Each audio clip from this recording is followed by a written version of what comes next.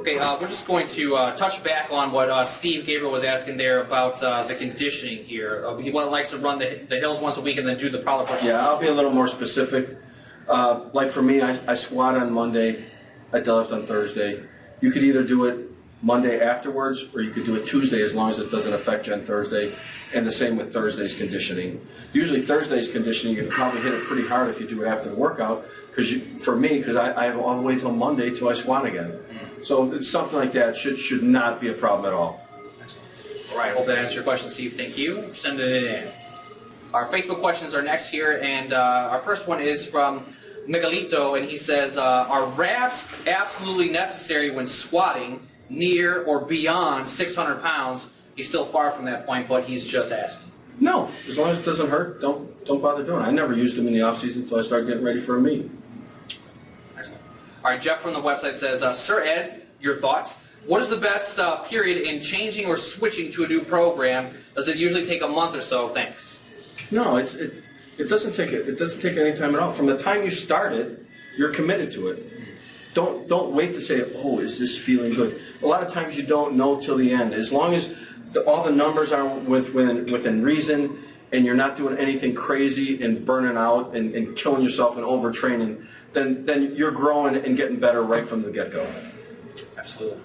All right, Ken from Facebook says, I was wondering what you think about high bar squats for competition. He's never really felt comfortable doing low bar squats, and after a slight tear in his rotator cuff last year, it was hard for him to even get into the position. He only competes in raw contests, so training for gear is not an issue.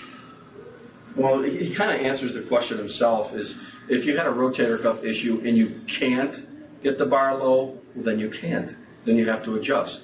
And you can play with your stance a little bit more if you're holding the bar high, and play with your grip a little bit more.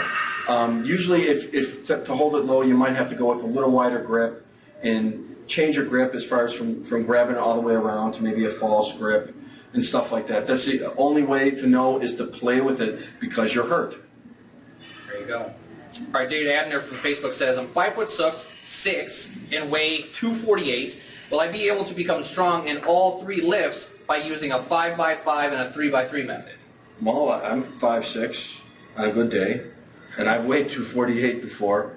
The 5x5 and 3x3, you being 5'6" and 248 has nothing to do with any of that. It just has to do with the quality of the routine. You can get big and strong in everything, and depending on your levers. If you have real long arms, well, your bench might take a little bit of a beating. It did me, right. So it is possible. If you have real short arms, well, then your deadlift might take a little bit of a beating. So, it depends on how your levers are, but no, of course you can get as strong as you want. Absolutely. All right. Frankie from Facebook says, what is the best way to get stronger by changing reps? Example would be 5-3-1 in assistance exercise. How often should he change these up? Well, 5-3-1 is Jim Wendler's program, and it's good to switch programs once in a while, just for variety, give your body a little bit of change. Right. In assistance exercise, depending. Like, I picked my assistance exercises on what I knew my weaknesses in the bench were, in the squat were, in the deadlift were, and work those. And those weaknesses are always going to be weaknesses. You just bring them up a little bit more. They're complementary to the So I kept my assistance exercises most of the same stuff all the time. You could change the order of them a little bit for variety, but I usually kept them mainly the same. Excellent. All right, Lewis from Facebook says, any plans on coming to the UK? Probably in the future. We'd probably set up a seminar. No problem. All right, Aaron from Facebook says, I want to add in dead benches to my workout. At what point should I add them, and what percentage should I use? Like I said, I don't go too much by percentages because of people's levers, and especially like me with long arms, or someone with short arms who's a great bencher, or some women are different. Their percentages are going to be way different. So usually just a little bit more, and some people are really good at doing dead benches, just a pause bench where you stop for a little bit longer.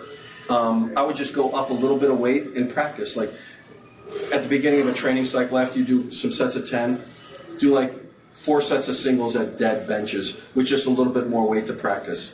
It'll teach you how to be tight at the bottom and explode, just like a pause squat does. Okay. Great insight there. Okay, Josh from Facebook says, I was thinking of switching from conventional to sumo on the deadlift. Which is a better stance with gear, and what are the best assistance exercises for that? With gear usually means with a tight suit on, and usually with a sumo stance deadlift, a wider stance is better with gear. You get a lot more out of the suit then. Absolutely. And assistance exercises don't change usually.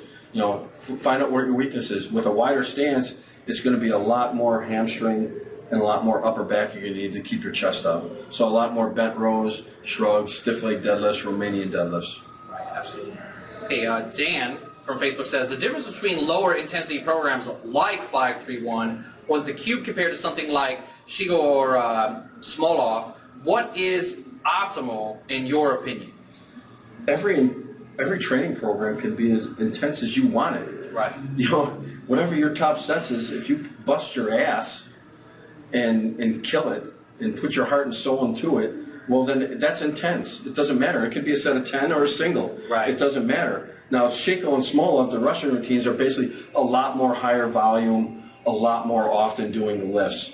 That burnt me out, but that was just me. Right. A lot of these routines, a lot of these guys do are started at a younger age, and they build up to that. You know, I hope people remember that.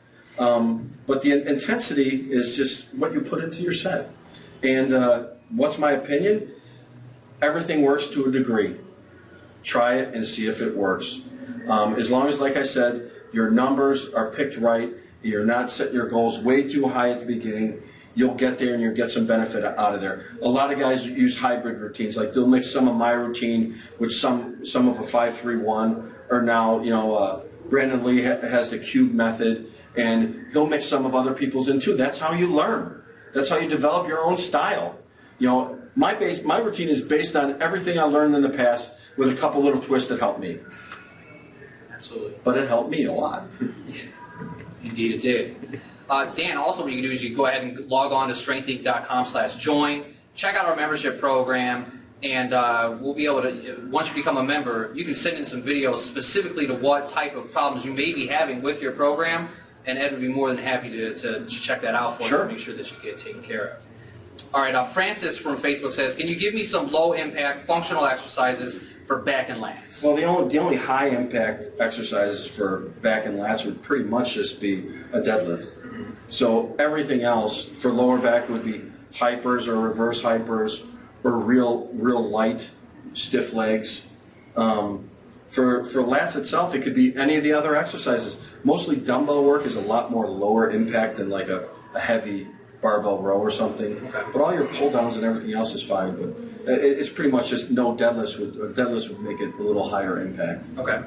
Horace from Facebook says, what is your take on, say, high-frequency training programs for strength training and hypertrophy, and the intelligent use of it? And what he means is working with daily maxes, Waterbury style, or squatting 3 to 4 times a week sort of thing, twice a day sometimes, not competing or anything. He just loves to lift on a regular basis. You probably like to lift too much, and you're going to hurt yourself. Okay. You can only go so hard for so long. You got to recover. From workout to workout, you got to recover. When you beat yourself down so bad, you're breaking up a lot of muscle tissue. You're really hurting it. Right. So it's got to recover enough for the next time to be able to get bigger and stronger. Right. A lot of the high-frequency training that the Russians do, like squatting 3-4 times a week, that's based on a lower percentage. It's a lot lower intensity, and you just build up on the amount of sets and reps you do each day of the week. Right. And that won't really build that much size as much as get you stronger. Absolutely. But you got to recover, and busting your ass as much as you want to lift is not going to get you there. It's only going to get you hurt, and then once you get hurt, you won't be able to do what you love. So just be a little smarter. Absolutely. And you even dedicate almost an entire page in the Strength Inc. core manual specifically about rest and the importance of rest. Got him. I still love my naps. Absolutely. Okay, Scotty from Facebook says, what do you recommend someone with only a barbell, plates, and rack to do specifically to target hamstrings and glutes? Well, hamstrings do get work when you squat, and all the different kinds of squats. Absolutely. Stiff leg deadlifts, Romanian deadlifts. As far as glutes, all those 3 I just mentioned get your glutes also. But then there's also lunges, reverse lunges. There's all kinds of, there's hyperextensions. There's all kinds of little stuff you could do. You can look up exercises on the internet too. But all those work. There's more than enough. That's all you basically need is barbell, weights, and a rack. There you go. Got it covered. Okay, Max from Facebook says, how do you structure progression on your lifts when not doing constant prep? Do you prefer to increase weight whenever you hit all your lifts, or have a test week at the end of the cycle itself? Well, by the end of the cycle, you're going to usually set little records yourself in sets of 5, triples, doubles, and you know you've done better then. I don't always have to set a big single for a max to know I've gotten better. Okay, Scotty from Facebook says, what do you recommend someone with only a barbell and plates and a rack do? And also, is there anything specific he can to target his hamstrings and his glutes? Pretty much got all the weights you need. I mean, anytime a squat you do, high bar squat, low bar squat, pause squat, narrow squat, you're still going to get some hamstring and glute activity out of it. Any of your deadlifts, you're going to get hamstring and glute activity out of it. Whether it be a regular deadlift, whether it be a stiff leg deadlift, a Romanian deadlift, whether or not you do lunges, reverse lunges, you can do them with weight, without weight, it's still going to activate that. You can also do front squats. They'll still get your quads, your glutes, your hamstrings. Excellent. All right. Max from Facebook says, how do you structure progression on your lifts when not doing a contest prep for competition? Do you prefer to increase the weight whenever you hit all of your lifts, or a test week at the end of the cycle? I usually don't have a test week after the end of the cycle because I know already, based on how all my training went and little PRs you hit along the way, as far as on how the amount of reps you're able to do with the weight you could do on a set of 5 or whatever weight you hit on a triple or a double, that you pretty much know already that you got stronger. So you don't really have to test. If you were, you could do it at the end. Like I would hit a double, and then right after that set, I'd take a little bit of a single to feel how everything felt. Excellent. Patrick asked this question. He says, thanks for asking my last question. How many auxiliary lifts is normal for a workout? That depends on the lift. For squats, a lot of times it was just, pause squats or some type of leg press, a little bit of leg extensions and leg curls, sometimes some calf work.